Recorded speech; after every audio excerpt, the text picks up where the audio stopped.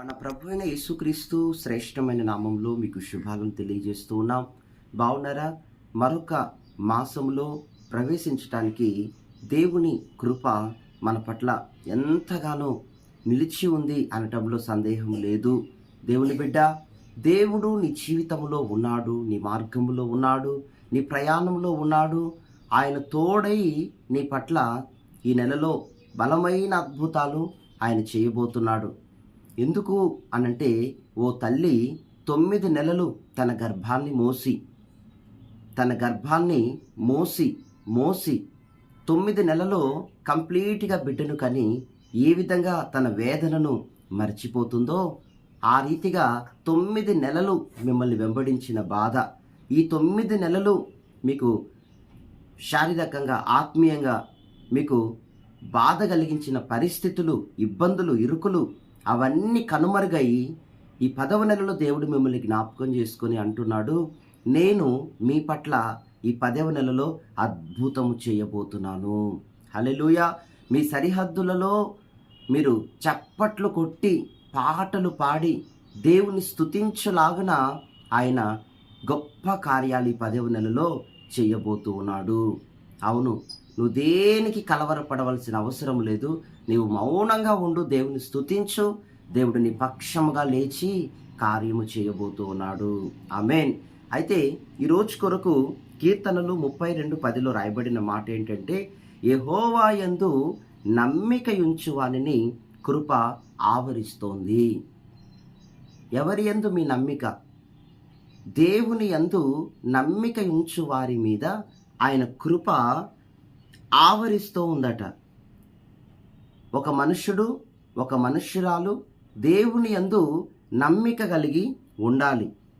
ఎందుకంటే దేవుని కృప మనలను ఎటువంటి పరిస్థితుల్లోనైనా రక్షిస్తుంది, ఎటువంటి ఇబ్బందులలోనైనా మనలను పోషిస్తుంది, ఎటువంటి చెప్పుకోలేని మానసికమైనటువంటి పరిస్థితులైనా వాటిలో మనకు పరిష్కారాన్ని, దారిని చూపిస్తుంది. కనుక ఈ దేవుని యందు కేవలం నమ్మిక మాత్రం ఉంచాలి. ఎలా నమ్మిక ఉంచాలి? దేవుడు ఈరోజు నా పట్ల అద్భుతం చేయబోతున్నాడు, ఈ విషయంలో దేవుడు జోక్యం చేసుకోబోతున్నాడు. ఒక నమ్మిక, ప్రతి దాంట్లో, ప్రతి పోరాటంలో ఒక నమ్మికను నువ్వు బయటికి అనాలా, విశ్వాసంతో బయటికి పలకాల, చెప్పిందే ఇంకొకసారి చెప్పాలా. అలా నువ్వు చెప్పినప్పుడు నువ్వు చెప్తూ ఉంటావే, ఆ విశ్వాసంతో నువ్వు చెప్పేటప్పుడే దేవుని క్రియ ఆరంభమవుతుంది అక్కడ. హల్లెలూయా. కృప అంటే ఏంటండి? ఏ విధమైనటువంటి అర్హత లేని ఒక వ్యక్తికి దేవుడు చూపించే దయ. కొందరు అంటూ ఉంటారు, నాకు జాబ్ వచ్చిందండి, అయితే లిస్ట్లో నాది ఆఖరి పేరండి, దేవుని కృప అండి అంటూ ఉంటారు. ఆఖరి పేరు, నా పేరు ఉండటానికి దేవుని దయ నాకు సాయం చేసింది అంటారు. మరికొందరు ఫస్ట్ పేరు నాదండి లిస్ట్లో, అసలు ఎంత దేవుని కృప దయ అని అంటూ ఉంటారు కదా. నిజంగా మనకి ఎన్ని శక్తి సామర్థ్యాలు సొంతంగా ఉన్నా దేవుని కృపే మనలను ఒక సీట్కి అర్హులను చేస్తుంది, స్థిరపరుస్తుంది మనల్ని. దేవుని కృపయందు నమ్మిక ఉంచువారు అంతకంతకు ఫలిస్తారు. అసలు ఒకసారి ఆలోచిస్తే మనలో ఏ నమ్మిక ఉందని దేవుడు మనలను ప్రేమిస్తున్నాడు, మనలో ఏ మంచితనం ఉందని ఆయన పావనుడు, పరిశుద్ధుడు, పరలోకాన్ని విడిచి రత్నాలలో నడిచే పాదాలు ఆయనవి, మహిమలో ఉండే దేవుడు, దేవదూతల మధ్యలో మిక్కిలి పొగడబడే దేవుడు ఆయన, భీకరుడు, సర్వశక్తుడు. అటువంటి దేవుడు శారీర రూపకంగా ఈ లోకానికి రావటం, మన మధ్యకు రావటం, తనకు తానే బలిగా అర్పించుకోవటం అనేది ఎంతో ఎంతో గొప్ప విషయం. కనుక దేవుని బిడ్డ, మరి దేవుడు అంత పరిశుద్ధుడిగా ఉంటున్నాడు. ఆయన ఆకాశాలకు మహాకాశాలను వేశాడు, భూమికి కింద పునాదులు వేశాడు, ఈ భూమిని శూన్యంలో వేలాడదీస్తున్నాడు. నిన్ను నన్ను ఓ సంకల్పము చేత సంకల్పించి ఓ తల్లి గర్భములో నుండి మనల్ని లోకానికి పంపాడు ఆయన. మనకి అన్నిట్లో ఆయన సమాజంలో గౌరవం ఇస్తున్నాడు, ఘనతనిచ్చాడు. మన స్వరాలను ప్రతినిత్యం ఆయన వింటున్నాడు, మన మధ్య ఉంటున్నాడు. నమ్మితే నిశ్చయముగా ఆయన కృప కమ్ముకొనును. నువ్వు ఏదైతే నా వల్ల కాదంటున్నావో అది నీకు దేవుడు సాధ్యపరిచే దేవుడు. నువ్వు ఎక్కడైతే నమ్మిక ఉంచుతున్నావో దేవుని పట్ల, అక్కడ దేవుని కృప నీ మీదికి దిగొచ్చి, దేవుని కృప నీ చేతుల మీదికి దిగొచ్చి ఆ పనిని అక్కడ సక్సెస్ దేవుడు చేస్తూ ఉన్నాడు. హల్లెలూయా. ఒకతను తన కుటుంబంలో ఉన్న 2 మగబిడ్డల్ని బాగా నమ్ముకున్నాడు. చిన్నప్పటి నుంచి చాలా హయ్యర్ స్టడీస్ చదివించాడు. ఒకనాడు వారి వీసా రావటం కోసం, వారిని అమెరికా పంపించడం కోసం అతనికున్న 7 ఎకరాల పొలాన్ని అమ్మి ఇచ్చేశాడు వీసా కొరకు. ఆ తర్వాత వారికి ఎన్నో అనారోగ్యాలు వచ్చాయి. కుమారులకు లెటర్స్ రాశారు, కుమారులకు ఫోన్స్ చేశారు, ఏమాత్రం లేదు.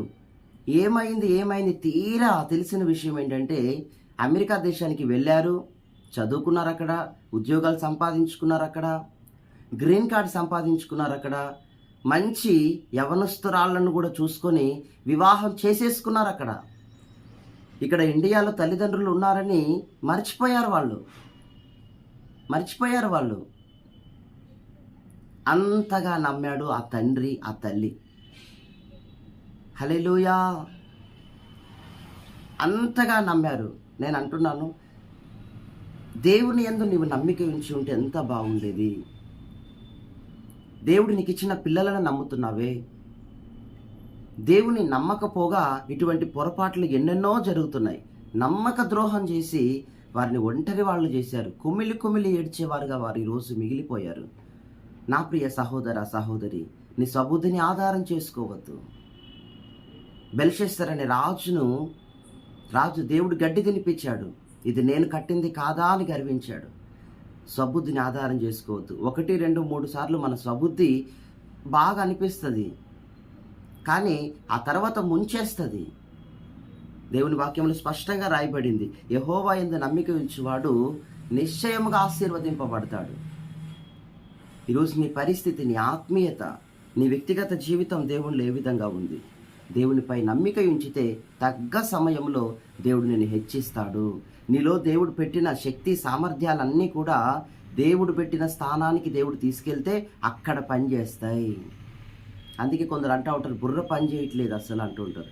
అక్కడ తప్పిపోయి మనం అలా తప్పిపోయినప్పుడే, రూట్ తప్పినప్పుడే మనకు అట్లా అనిపిస్తుంది. కానీ దేవుని సన్నిధిలో మోకాళ్ళేసి, ప్రభా నీ కృప నాకు దయచేయి, నీ చిత్తములో నేను ఉంటానని మనం ప్రార్థించుకుంటూ వెళ్తున్నప్పుడు తెలియని రీతిగా ఆయన మనల్ని స్థిరపరుస్తాడు, కృపనిస్తాడు, శక్తిని, సామర్థ్యాలను, బలాన్ని దయచేసి ఆయన తన మహిమార్థమై నిలుపుకుంటారు. హల్లెలూయా. ఈ వచనాలన్నీ కూడా మీకు ఆశీర్వాదకరంగా ఉండునుగాక. మహాపరిశుద్ధుడా, ప్రేమగల తండ్రి, మీ నామానికి స్తోత్రం.